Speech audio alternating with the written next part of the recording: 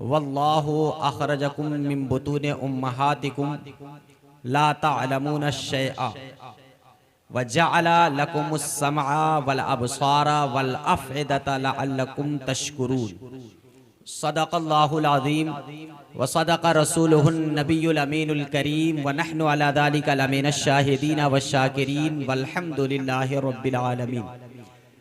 हज़रात गिरामी, आइए हम और आप सबसे पहले अक़ीदत व महब्बत के साथ बारगाह रिसालत माब सल्लल्लाहु ताला अलैहि वसल्लम में दुरूद शरीफ का नजराने अक़ीदत पेश करें। पढ़िए अल्लाहुम्मा सल्ली अला सय्यदिना व मौलाना मुहम्मद बारिक वसल्लिम सलातन व सलामन अलैका या रसूल अल्लाह सल्लल्लाहु ताला अलैहि वसल्लम।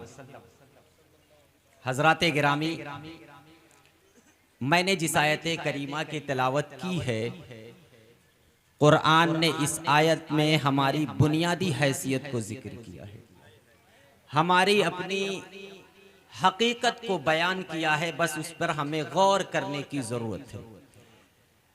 रात का 1 बज रहा है, अगर आपकी तवज्जो रही तो इंशाअल्लाह ताला कुछ अच्छी बातें सुनने को आपको मिलेंगी। बस तवज्जो की जरूरत है।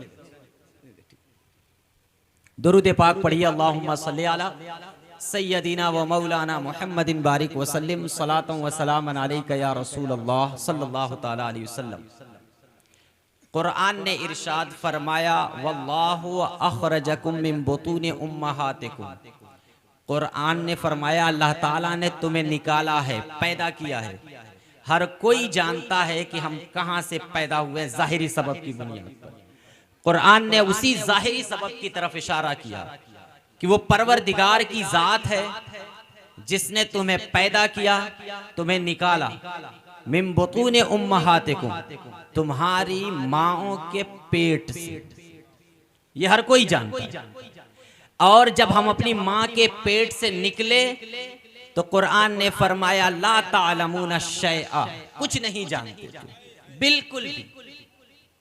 इंसान अपनी जात के बारे में, अपने आसपास मौजूद चीजों के बारे में, खुद जिस माँ ने उसे पैदा किया है उसे भी वो नहीं जानता। ला तालमून शैआ, बिल्कुल भी वो कुछ नहीं जानता। अब अल्लाह ताला ने जानने के लिए तुम्हारे अंदर क्या पैदा किया? वजअला लकुमुस समअ, तुम्हारे लिए कान बनाए। वल अबसार, निगाहें, आंखें बनाई। वल अफ़इदा, दिलों को बनाया। क्यों? लअल्लकुम तशकुरून, कि तुम अपने परवरदिगार का शुक्र करो। अब हमें ये गौर करना है कि परवरदिगार आलम ने हमें कान क्यों दिया, आंखें हमें क्यों अता की गई और दिल हमें क्यों दिया गया। आइए हम रुजू करते हैं सैयदुल मुफस्सिरीन हजरत अब्दुल्लाह इब्ने अब्बास रज़ी अल्लाह ताला अन्हुमा की तरफ। कुरान की तफसीर यानी उसके माने और मफहूम को बयान करने के लिए तो हजरत आयशा की जुबान में नबी करीम अलैहिस्सलातु वस्सलाम की जाते वाला सिफात थी कि काना खुलुकुहु अल कुरान, कि रसूल करीम की जात ही गोया कुरान का बयान है। और कुरान के बयान की हैसियत से रसूल करीम अलैहिस्सलातु वस्सलाम की जात से और आपकी जुबान मुबारक से कुरान की तर्जमानी जो हुई है वो तर्जुमानी सैयदुल मुफस्सिरीन हजरत अब्दुल्लाह इब्ने अब्बास रज़ियल्लाहु ताला अन्हुमा ने की। अब उनसे हम पूछते हैं, वो जवाब देते हैं अल्लाह ताला ने तुम्हारे लिए कान क्यों बनाया? तो वो फरमाते हैं लितस्मउ बिही मवाइदल्लाहि ताला, कि अल्लाह ताला ने तुम्हें कान इसलिए अता फरमाया कि ताकि तुम अल्लाह के मवाइस को, उसकी नसीहतों को और उसकी हिदायत को सुनो। अब हमारे नौजवान बैठे हैं माशाअल्लाह, बड़े बेदार भी हैं। क्या कभी आपकी बेदारी इस तरफ गई कि कान में हेडफोन, गर्दन में लटकता हुआ नेक बैंड कभी हमें अल्लाह के मवाइस और उसकी नसीहतों को सुनने का मौका देता है? कभी आपने गौर किया?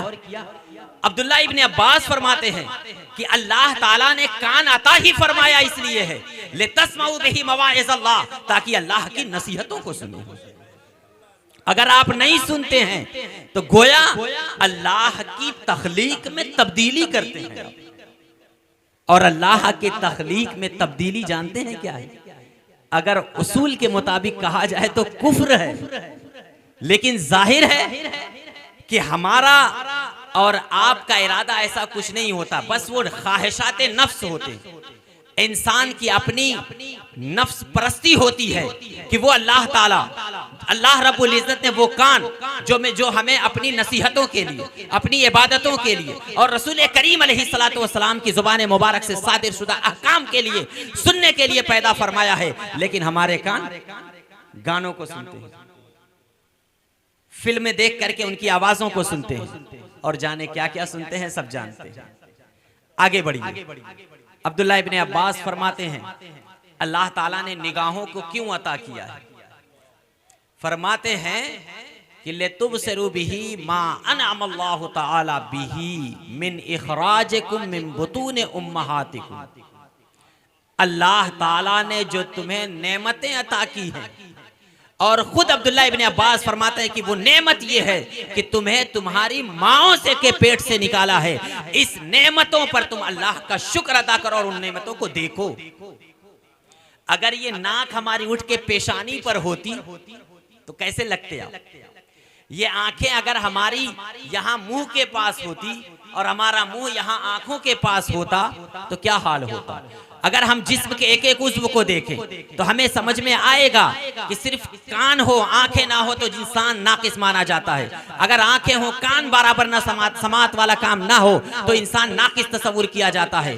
अल्लाह ताला ने हमें निगाहें अता फरमाई हैं। अब्दुल्ला इब्ने अब्बास फरमाते हैं कि तुम्हें चाहिए कि उन आंखों के जरिए से तुम अल्लाह की उन नेमतों को देखो जो अल्लाह ताला ने तुम्हें तुम्हारे माओं से पैदा करके तुम्हें एक जिंदगी अता की। और आगे क्या किया? इला अंसिर तुम रिजाला, कि अल्लाह ताला ने तुम्हें एक पक्का मुकम्मल मर्द बनाया है। अब आपका हाल क्या है और हमारा हाल क्या है कि हम तो ये समझते हैं कि हमारा जो ये जिस्म है, हमारी जो ये जवानी है, हमारी जो ये ताकत है, ये हमारी अपनी बनाई हुई है। हमारी अपनी वर्जिश, जिम में जाना वगैरह वगैरह खाने पीने से बनाई गई है। अल्लाह ताला ने तुम्हें मुकम्मल मर्द बनाया है। इस नशोनुमा को देखिए, बचपन माँ के पेट से निकलते हुए जिस वक्त आप पानी को पानी नहीं कह पा रहे थे, खाने के लिए सिवाय रोने के लिए आपके पास जुबान थी लेकिन बोल नहीं पा रहे थे, अल्लाह ताला ने तुम्हें उस कैफियत से निकाल करके एक मुकम्मल जवान बनाया है। तुम उस नेमतों को याद करोगे तो अपने रब को जरूर याद करोगे। और उसके बाद तीसरी चीज, दिलों को क्यों पैदा किया?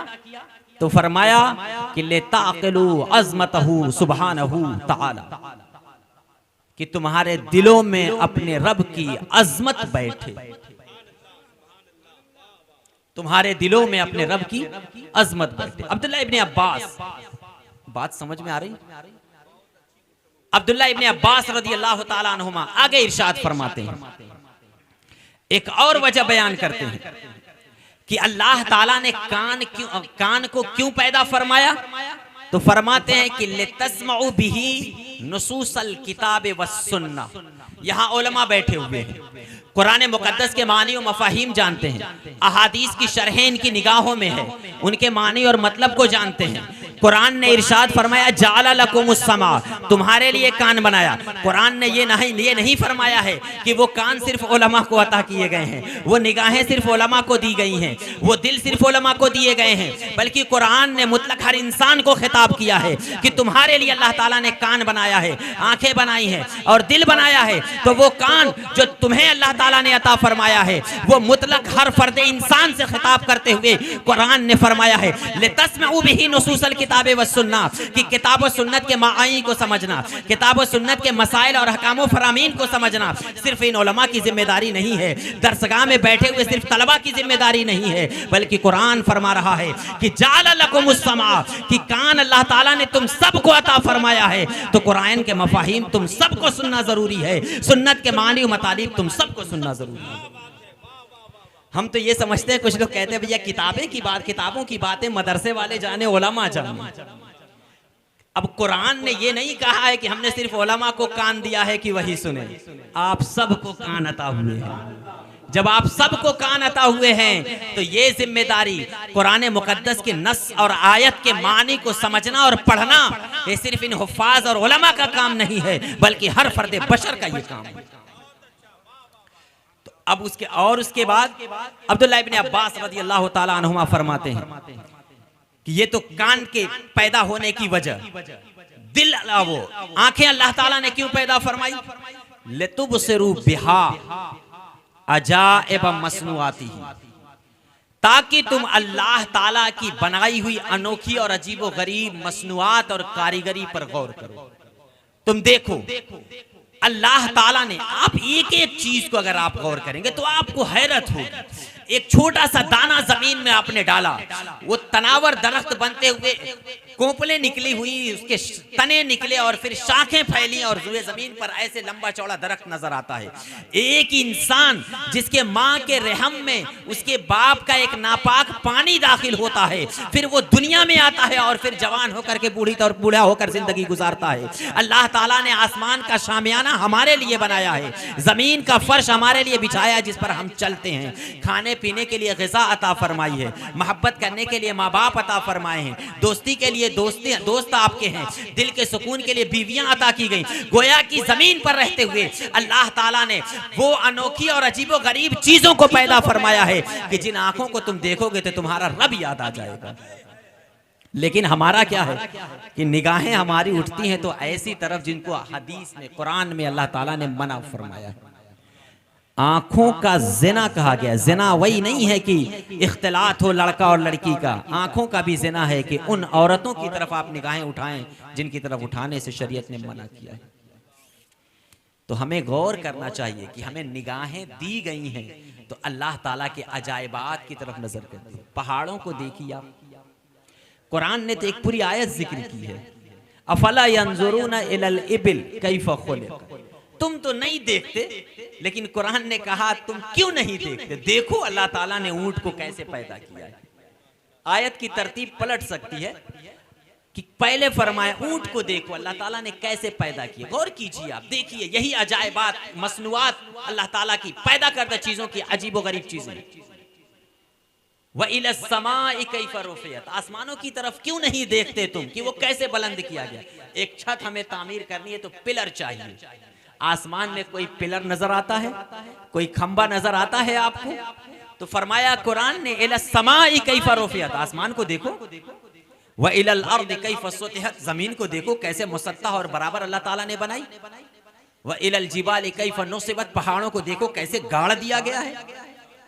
सूरह नबा में जिक्र किया गया वल जिबाल औतादा, कि वो पहाड़ खूंटी है कि जमीन पर कोई चीज नहीं टिकती है, दीवारों पे कोई चीज नहीं टिकती है तो हम कील और खूंटी में लगाते हैं। जमीन को अल्लाह ताला ने बिछाया तो वो हिल रही थी। सिर्फ हिमालय पहाड़ के बारे में है किताबों में मौजूद कि 60 किलोमीटर तक उसकी गहराई, उसकी जमीन के अंदर वो गड़ा हुआ है। 60 किलोमीटर। मेरा सफर यहां से 60 किलोमीटर तक का था, यहां आए हैं।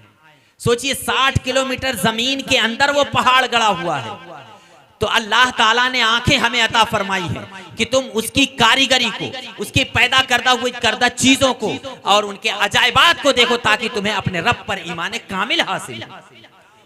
और दिलों को पैदा फरमाया कि ताकि तुम अशिया के मानी और उसकी हकीकतों पे गौर करो कि पानी क्या है, दरख्त क्या है, इंसान क्या है, इनकी हकीकतों पे हम गौर करें तो हमें समझ में आ जाएगा कि यहाँ मौजूद चीजें, ये एक छोटी सी लाइट है, ये मेरे हाथ में माइक है, ये सर पे टोपी है, ये जिस्म पे कपड़ा मौजूद है। इन चीजों को बनाने के लिए बड़ी बड़ी कंपनियां होते हैं जिसके पीछे बड़े बड़े दिमाग काम करते हैं। जब ये चीजें खुद से नहीं पैदा हो सकती तो ये जो अजायबात है कुदरत फैले हुए हैं दुनिया जमीन पर, क्या ये खुद से अपने आप वजूद में आ जाएंगे? उसका पैदा करने वाला हमारा परवरदिगार है। तो हमारे लिए अल्लाह ताला ने माँ के पेट से निकाल करके आंखें अता की हैं, कान अता किया है, दिल अता किया है। तो अल्लाह ताला की नसीहतों और उसके बयान किए हुए हिदायत को सुनिए। अब जरा कुछ हिदायत अल्लाह ताला की जानिब से जो कुरान में जिक्र की गई, उसे मैं आपके सामने रखूंगा, अपनी बात खत्म कर दूंगा।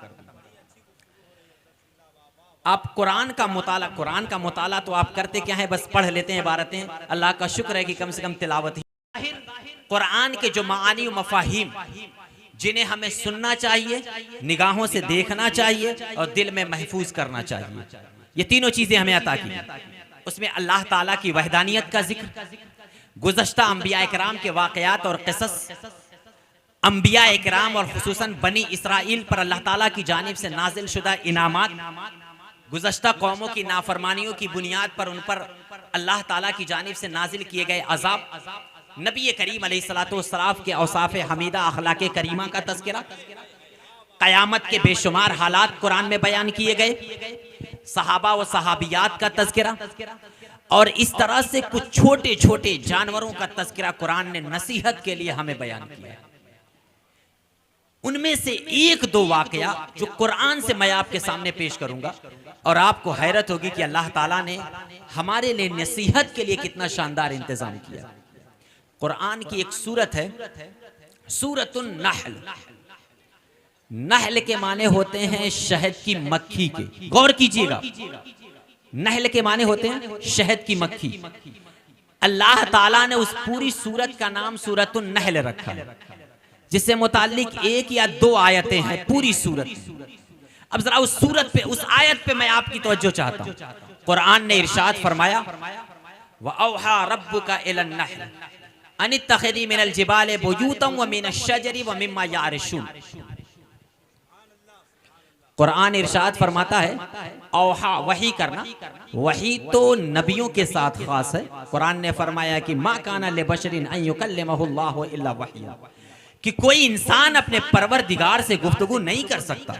परवरदिगार से गुफ्तगू और बात करने का जरिया सिर्फ और सिर्फ वही इलाही है, और वह अल्लाह ताला ने नबियों और रसूलों को अता किया। लेकिन यहाँ पर फरमाया गया व औहा रब्बुका इलन नहल, कि अल्लाह ताला ने शहद की मक्खी के दिल में बात डाली है। अल्लाह ताला ने शहद की मक्खी के दिल में, अब आप जरा गौर कीजिए कि अल्लाह ताला ने इंसानों को अशरफुल मखलूकात बनाया है, और हम तमाम हैवानात से अशरफ और आला और बढ़ करके सिर्फ इस वजह से हैं कि अल्लाह ताला ने हमें अक्ल दी है, हमें सोचने समझने की सलाहियत अता फरमाई है, अच्छे और बुरे के दरमियान तफरीक पैदा करने के लिए अक्ल अता फरमाई है। लेकिन अल्लाह ताला ने जानवरों को अक्ल नहीं दी है, शऊर और फिक्र की सलाहियत नहीं दी है। इसी वजह से हम इंसान दिगर हैवानात से मुमताज हुआ करते हैं। तो कुरान ने सूरतुन नहल में शहद की मक्खी को खिताब करते हुए जिक्र किया, व औहा रब्बुका इलन नहल, कि परवरदिगार ने, आपके रब ने शहद की मक्खी के दिल में डाला। इंसान का दिल तो कुछ बड़ा होता भी है, शहद की मक्खी का अगर आप ऑपरेशन करें तो उसका दिल शायद आप तलाश कर पाएं, इतना छोटा होता है। उसके दिल में अल्लाह ताला ने ये बात डाली, अनित्तखिदी मिनल जिबाल बुयूता व मिनश शजरी व मिम्मा यारिशून, कि तुम्हें अपना घोंसला बनाना है, तुम्हें अपना छत्ता बनाना है। तो अल्लाह ताला उस शहद की मक्खी को हुक्म दे रहा है कि तुम्हारे लिए 3 मकाम है, तुम्हारे लिए 3 जगह हैं, जिन 3 जगहों पर तुम्हें अपना मकान बनाना है। घर है, छत है, और दरख्त है, छत है और पहाड़ है। अनित्तखिदी मिनल जिबाल व बुयूत व मिनश शजर, कि कुरान ने फरमाया कि देखिए, अल्लाह ताला ने शहद की मक्खी को हुक्म दिया है कि तुम्हें अपना घर बनाना है, तो तुम्हारे लिए 3 जगह हैं, दरख्तों पर, छतों पर और उसके अलावा पहाड़ों पर। ये मैं गारंटी के साथ कहता हूं, और पूरी दुनिया जानती है कि शहद की मक्खी अपना छत्ता इन 3 के अलावा और कहीं नहीं लगाती। अगर आप देखें तो दरख्तों पे नजर आएंगे, छतों पे नीचे नजर आएंगे उनके छत्ते, और पहाड़ों पे नजर आएंगे। एक शहद की मक्खी है जिसके दिल में अल्लाह ताला ने ये हुक्म डाल दिया था कि तुम्हें अपना छत्ता बनाना है 3 मकाम पर। वो अल्लाह ताला की इतनी फरमाबरदार जानवर है, इतना फरमाबरदार वो परिंदा है, एक छोटी सी मक्खी है जो अल्लाह ताला ने अक्ल शऊर से आरी रखा है, जिसे सोचने समझने की सलाहियत नहीं है, जिसे अच्छे और बुरे की तमीज नहीं है। लेकिन उसके परवरदिगार ने जब उसे हुक्म दिया कि तुम्हें 3 जगह पे अपना घोंसला बनाना है, तो कयामत तक आने वाली शहद की एक भी मक्खी अपने परवरदिगार के हुक्म की नाफरमानी नहीं करती है। लेकिन हम और आपका क्या हाल है? हमें अल्लाह ताला ने अक्ल व शऊर अता फरमाई है, हमें सोचने समझने की सलाहियत अता फरमाई है, हमें सीधे रास्ते और बुराई के रास्ते का तायुन कर दिया गया है। अंबिया की शक्ल में बेशुमार आए और उन्होंने सिराते मुस्तकीम को बताया। अंबिया के बाद उलमा आज तक और क़यामत तक उलमा आपको सीधे रास्ते का तायुन करते रहेंगे। लेकिन वाह रे एक इंसान जिस शहद की मक्खी को उसके परवरदिगार ने बता दिया तो क़यामत तक वो अमल कर रही है। लेकिन वाह रे इंसान जिसे अक्ल व शऊर अता किया गया है, उसे शहद की मक्खी से नसीहत हासिल करनी चाहिए। अब ये अल्लाह ताला ने, आप कहेंगे क्या फजूल कुरान ने जिक्र कर दिया है, क्या फालतू में कुरान ने शहद का तज़किरा किया है? आप सोचेंगे कि शहद की मक्खी छत्ता लगाए जहां लगाए, हमें उससे क्या लेना देना है? नहीं मेरे प्यारे, आपके लिए नसीहत है। उसके बाद ये पहला हुक्म था परवरदिगार का, तो उस शहद की मक्खी ने परवरदिगार के इस हुक्म पर अमल किया और क़यामत तक अपने छत्ते को इन्हीं 3 मकाम पर लगाती हैं, वो लगाएंगी। और फिर दूसरा हुक्म कुरान ने फरमाया, सुम्मा कुली मिन कुल्ली समरात, जितने भी फल अल्लाह ताला ने रखे हैं, फूल अल्लाह ताला ने बनाए हैं, उन फूलों से तुम रस चूसो। इमाम राजी रहमतुल्लाह ताला अलैह ने तो इतना जबरदस्त यहाँ पर मफहूम जिक्र किया है, अरबी इबारत पेश करेंगे लंबी हो जाएगी, मफहूम सुनिए आप। वो कहते हैं मिसाल के तौर पर उसका घोंसला आपके मदरसे की छत पे लगा हुआ है, फूल यहाँ मस्जिद के पीछे किसी बाग में। इमाम राजी फरमाते हैं कि जब वो अपने छत्ते से कोई मक्खी चल करके फूलों को चूसने जाती है और जब चूस के वापस आती है तो कभी कोई मक्खी अगर रास्ता भटक जाती है तो छत्ते में मौजूद उन मक्खियों को पता चल जाता है कि मेरी कोई सहेली रास्ता भटक रही है, क्योंकि परवरदिगार ने आगे इरशाद फरमाया है, फसलों की सुबुल रब्बिका ज़ुलला, कि तुम्हारे परवरदिगार ने जो तुम्हें रास्ता सुधाया है, तुम्हारे परवरदिगार ने जो तुम्हें रास्ता बताया है, उस रास्ते पर तुम चलो। तो परवरदिगार ने उस रास्ते पर चलने का हुक्म दिया तो उसके अंदर ये ताकत व कुव्वत पैदा फरमा दी। इमाम राजी जिक्र करते हैं कि जब वो शहद की मक्खी फूलों को चूस करके अपने घोंसले की तरफ वापस आती है, अपने छत्ते की तरफ वापस आती है, और जब भटक जाती है तो उनकी अक्ल व शऊर ना होने के बावजूद भी छत्ते में मौजूद शहद की मक्खी को ये इल्हाम गोया हो जाता है, तो वो आपको झुंड के साथ उस मक्खी को लेकर के आती हैं और वो उस छत्ते तक पहुंचाती हैं। ये हमारे लिए नसीहत है मेरे प्यारे। अगर हमारा कोई बंदा डूब किसी गड्ढे में जा रहा है तो उसको पकड़ कर लाने के बजाय एक लात मार देंगे। कोई तरक्की कर रहा हो तो उसकी तरक्की देखी नहीं जाएगी, हसद करते रहेंगे। तो ये एक छत हमें हजरत गिरामी, तो मैं ये अर्ज कर रहा था कि अल्लाह रब्बुल इज्जत ने शहद की इस मक्खी को, जिसे अल्लाह ताला ने अक्ल और शऊर अता नहीं किया है, 3 हुक्म दिया है। पहला हुक्म था इत्तखिज़ी, यानी अपना छत्ता बनाना। दूसरा हुक्म था कुली, यानी उसकी ग़िज़ा और खाने के लिए। और तीसरा हुक्म परवरदिगार का था कि तुम्हें चलना किस रास्ते पर है। परवरदिगार ने जब ये 3 हुक्म दिया था कि तुम्हें अपने छत्ते को बनाना है तो सिर्फ और सिर्फ पहाड़ हैं या घर की छत है या दरख्त हैं, वो क़यामत तक शहद की मक्खियां इन्हीं तीनों पर अपना घर बनाती हैं और बनाएंगी। और फिर उसके बाद खाने के लिए तो जो जिन फलों को और जिन फूलों को अल्लाह ताला ने उनकी ग़िज़ा के लिए मुतय्यन किया है वो उन्हीं फलों से खाती और पीती हैं। और जिस रास्ते को परवरदिगार ने उनके मुतय्यन किया है, जब इन 3 हुक्म को अल्लाह ताला के इन 3 हुक्म पर वो अमल करती हैं, अल्लाह ताला के बताए हुए 3 अहकाम पर वो शहद की मक्खियां अमल करती हैं, तो अब उन्हें इनाम क्या मिलता है? परवरदिगार की जानिब से उन्हें इनाम मिल रहा है। कुरान आगे इरशाद फरमा रहा है, यखरुजु मिन बुतूनिहा शराबुन मुख्तलिफुन अलवानुहु, कि वो परवरदिगार की बात को जब अमल करती हैं, परवरदिगार के हुक्म पर अमल करती हैं, तो परवरदिगार की जानिब से उन्हें इनाम मिल रहा है कि उसके पेट से एक शराब यानी पानी, यानी गाढ़ा जमा हुआ पानी निकलता है, मुख्तलिफुन अलवानुहु, जिसके रंग मुख्तलिफ हुआ करते हैं, फीहे शिफाउन लिन्नास, यानी उसके पेट से निकलने वाला शहद जिसको मुख्तलिफ रंग में कुरान ने जिक्र किया है। जब रब की फरमाबरदारी कर रही है तो परवरदिगार आलम ने इनाम के तौर पर उसके पेट से निकलने वाला पानी जिसको शहद कहा जाता है, कुरान ने फरमाया फीहे शिफाउन लिन्नास, कि इसमें लोगों के लिए शिफा है। जो लोग तिब और खास तौर से जो हिकमत वाले हैं वो जानते हैं कि कौन सी ऐसी हिकमत की दवा है जिसमें शहद ना मिलाया जाता हो। शहद ये एक ऐसी दवा है कि कोई भी ऐसा माजून, कोई भी ऐसी हकीमी और तिब्बी दवा नहीं हो सकती जिसमें शहद को मिलाया ना जाता हो।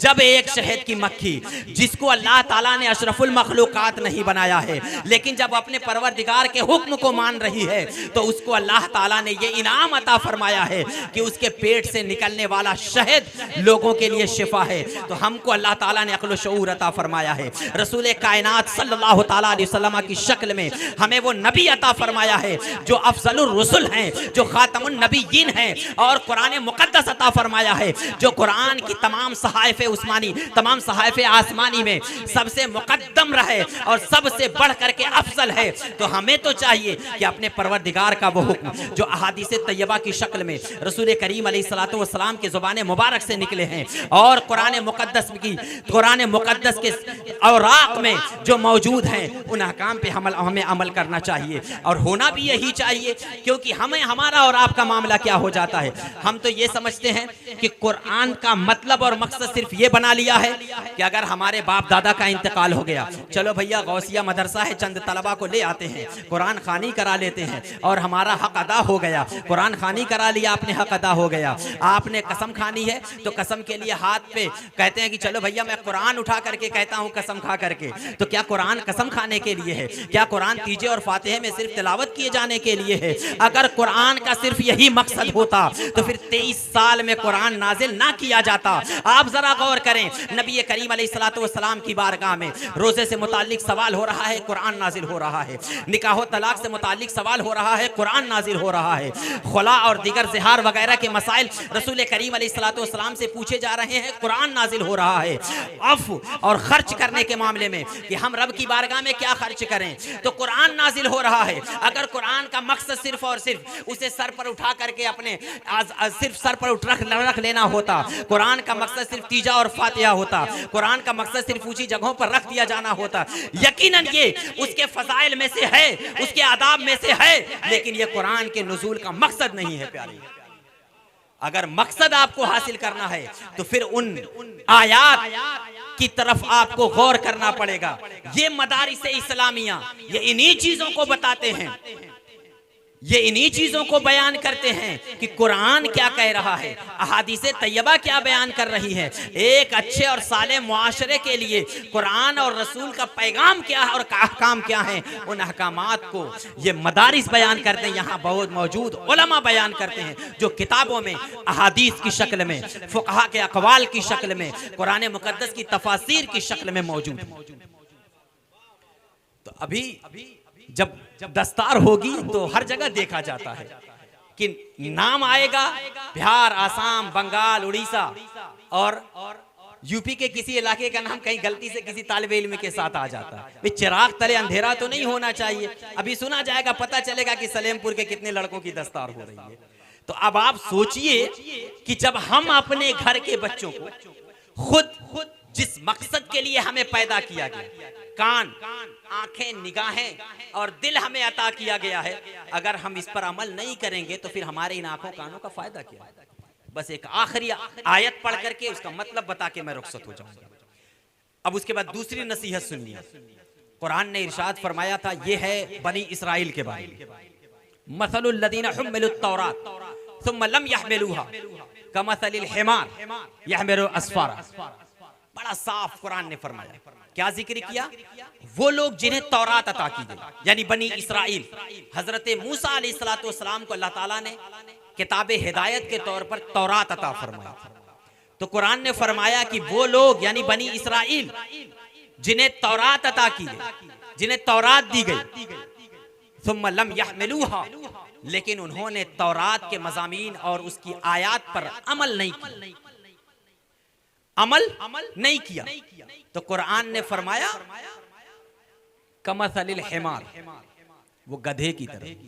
मैं बहुत हिम्मत करके कह रहा हूं, बहुत हिम्मत करके कह रहा हूं, गौर से सुनिएगा। और कह तो मैं रहा हूं लेकिन जुबान सिर्फ मेरी है, मफहूम तफसीर का और मजमून कुरान का। कुरान ने फरमाया मसलुल लदीना हुम्मिलुत तौरात, उन लोगों की मिसाल जिन्हें तौरात अता की गई, सुम्मा लम यहमिलूहा, लेकिन तौरात की बातों पे अमल नहीं किया। कमसलिल हिमार यहमिलु अस्फारा, वो उस गधे की तरह है जिस गधे पर किताबें लाद दी गई।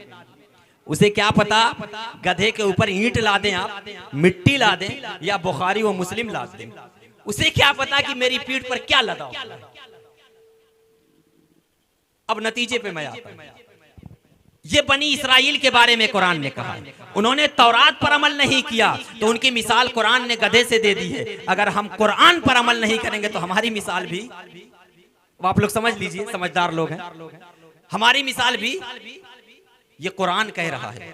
इसलिए मेरे प्यारे, जलसे का मकसद, प्रोग्राम का मकसद, एक उसका अजीम मकसद ये भी होता है कि हम दीनी तालीम को फरोग दें, और वो दीनी तालीम कुरान और अहादीस में मौजूद है, कुरान और अहादीस में मौजूद है। तो उसकी तरफ आप तवज्जो देंगे तभी तो, वरना पता चला ये कि कुरान तो हमारे साथ है लेकिन कुरान क्या कह रहा है हमें पता ही नहीं है। हदीस की किताबें तो मौजूद हैं लेकिन हदीस में क्या है हमें पता ही नहीं है।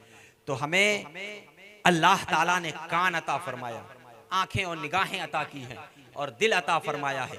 तो हमें कान से कुरान और हदीस को सुनना चाहिए और निगाहों से उनकी आयतों इबारतों को, मफहूम को देखना और समझना चाहिए और उन्हें दिल में महफूज करना चाहिए। तब जाकर के आगे कुरान फरमा रहा है लअल्लकुम तशकुरून, कि ये नेमतें तुम्हें अता की गई हैं ताकि तुम उस परवरदिगार का शुक्र अदा करो।